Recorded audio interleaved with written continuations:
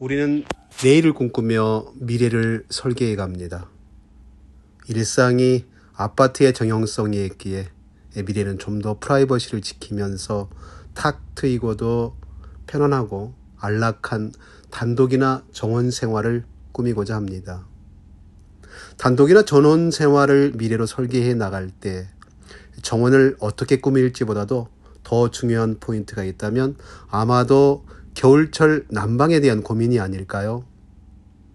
단독주택이나 전원주택의 경우는 우선 사방이 직접 외기와 접해 있고 주택의 위치 또한 한적한 나무숲이 어우러져 있어 개별 난방을 취해야 하는데, 이때 주택의 설계상 넓은 거실과 2층 건물의 오픈형 천정일 가능성이 많습니다. 이러한 경우 간접 가열 방식인 바닥난방 위주의 LPG 가스 보일러나 기름 보일러만으로는 충분한 난방이 이루어지지 못할 뿐더러 난방 비용 또한 고유가 시대의 현실을 생각할 때 실로 감당하기 어려워 집이라고 하는 안락함과 따스함이라고 하는 단어로부터 소외될 수 있기에 오늘은 단독주택이나 전원주택의 필수 항목처럼 되어버린 벽난로의 선택에 대해서 소개해드리고자 합니다. 우선 과거 매립형 벽난로는 장작을 태우고 난 연소가스를 굴뚝으로 배출하는 복잡한 구조와 시공이 까다롭고 공간을 많이 차지하는 단점으로 현재는 기피하는 방식이 되었습니다. 주거 환경이 바뀐 최근의 전원주택, 타운하우스나 고급형 빌라 등에서는 공간을 많이 차지하지도 않고 시공도 간단할 뿐만 아니라 매립형에 비해서는 열 효율도 높아진 현대화된 노출형 벽난로 사용이 일반적이 되어서 사실은 벽난로가 아닌 난로화된 것이 일반적이며, 바닥난방 위주의 보일러는 방바닥의 온도가 상승되어 실내 공기가 따뜻해지기 전에는 실내 온도 상승을 체감하기 어렵지만, 벽난로는 불을 피웠을 때 실내 온도 상승과 별개로 시각적 따뜻함에서부터 청각과 몸으로부터의 촉각으로 불을 피웠다라는 따뜻함의 자극이 비롯되는 것이 또 하나의 특징이라고 할 수 있습니다. 다음은 노출형 벽난로의 직접 선택에 대한 부분입니다. 노출형 벽난로의 복사열은 최대 약 500도씨까지 발열되며 이 복사열은 전방 3m 정도까지 도달됩니다. 그러나 전면 글라스를 통한 복사열만으로는 난방은 불충분합니다.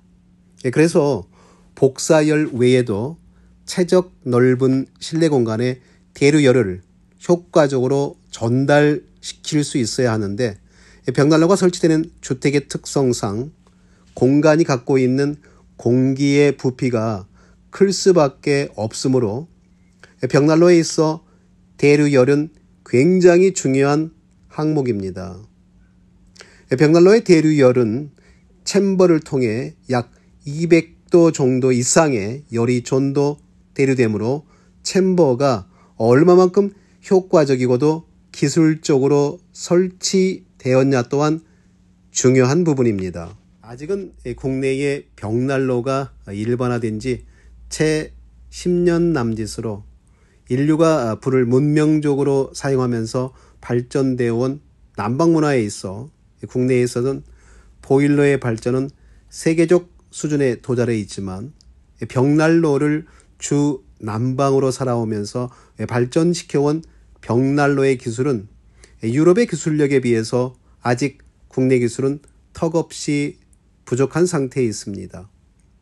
특히 유럽 중에서도 겨울철 추위가 강한 동유럽의 벽난로의 기술력이 전 유럽 시장을 선도해왔고, 이제는 그 기술력이 일반화 되어가고 있는 과정입니다. 끝으로 인테리어적 개념의 벽난로입니다.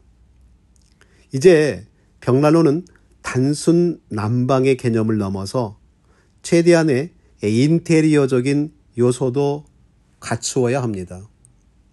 벽난로는 난방의 계절이 끝나고 연중 약 6, 7개월간의 휴지 기간을 생활의 주 공간인 거실에서 갖게 되는데, 이때 세련됨과 모던함이 함께하지 못하고 투박하거나 디자인적 측면에서 거칠다면 휴지 기간에는 그야말로 애물단지가 될 수 있다는 걸 자각해야 합니다. 인테리어는 모던함과 내추럴이 어우러지고 난방의 효과적 측면에서의 만족감, 그리고 안정성과 난방비에 대한 경제적 효과를 추구할 수 있는 그런 벽난로 얘기가 계속 이어지겠습니다. 오늘은 여기까지고요.